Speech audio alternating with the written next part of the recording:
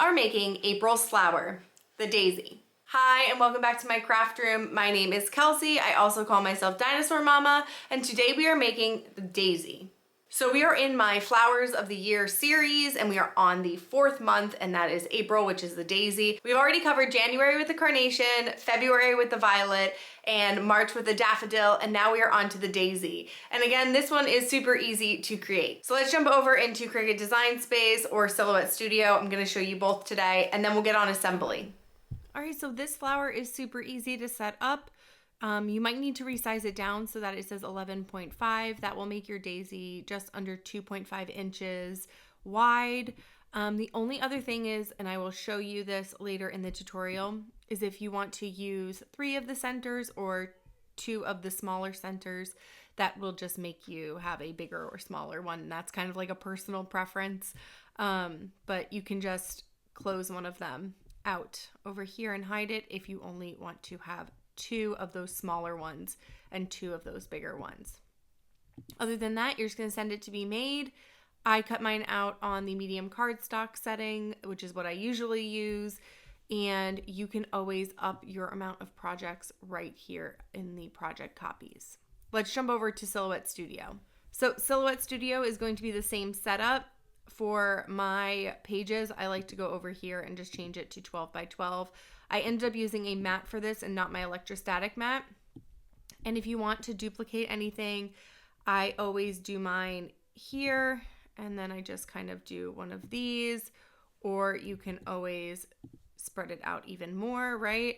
And then if you need to, you can always nest. I love the nesting aspect of Silhouette Studio. It's one of my favorite things. Just make sure you're duplicating everything if you are going to duplicate.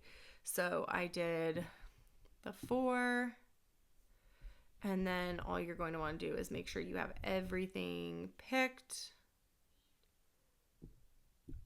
And then again, just nest that up.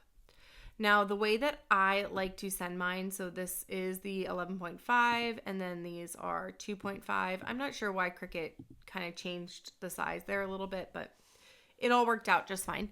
So if you go over to send, I like to work in the fill section, and I like to send one piece over and then click the other one on and send that over.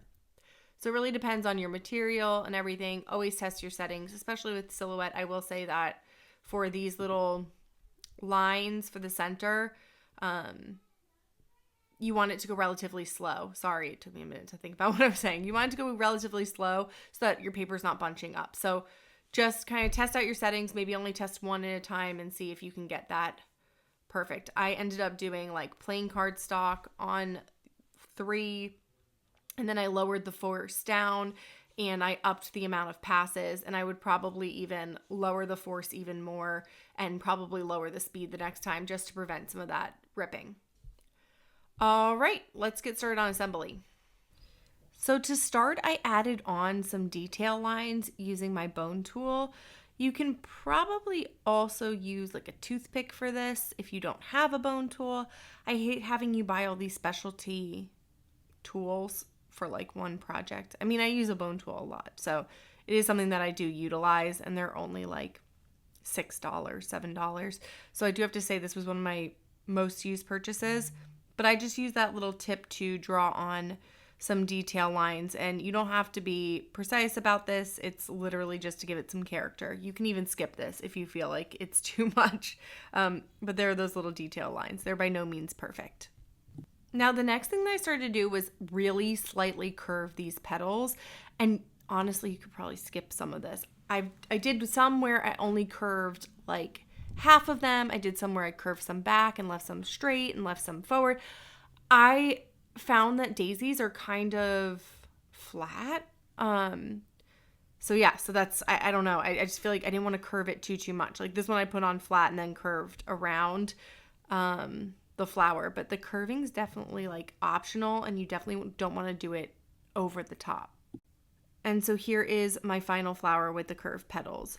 Now for the first center, I connected all of them and rolled them up, but I did not love this. It was kind of a pain. You want your smaller ones to be in the center and your larger ones to be on the outside. So I'm going to skip ahead and show you how I ended up doing it for the other ones because doing the long chain just didn't do it for me. I used my tweezers and I just started rolling this up. It was, nothing fancy. You can also just start rolling up with your fingers. I do say my nails get in the way, but I did this strip by strip and then I would glue the ends down. Now I used hot glue for this, but you can definitely use craft glue for the rolling of the centers. You don't need to use hot glue. You can actually probably use craft glue for this entire flower. But I'm going to roll everything in and then I'm going to attach the next one on once this one's rolled.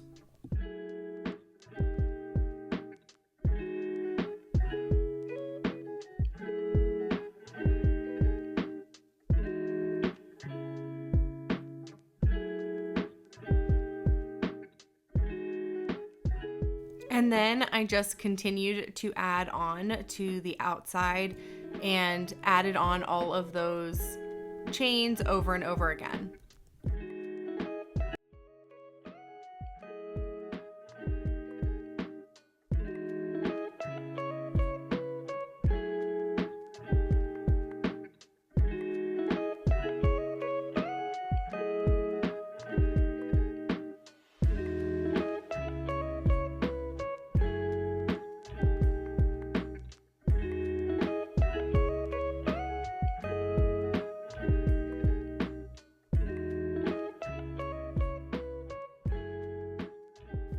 Okay, and so once you have this all rolled up, you can seal it with some glue.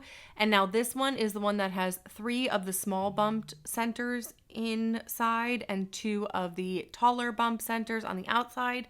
So this one is a little bit bigger. The first one that I did was also that 3 and 2, so there's 5 total connected items.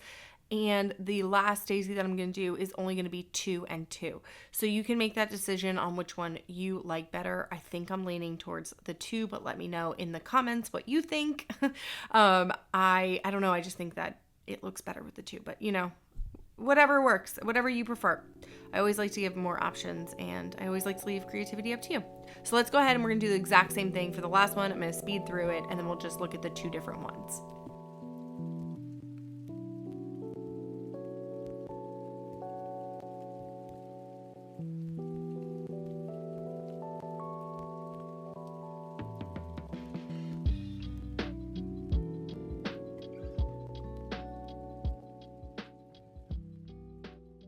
And so I did fluff out the center with my fingers, mostly just those outside 2 pieces, the taller pieces, just to give it a little more shape here. And then once you are done with that, they're finished.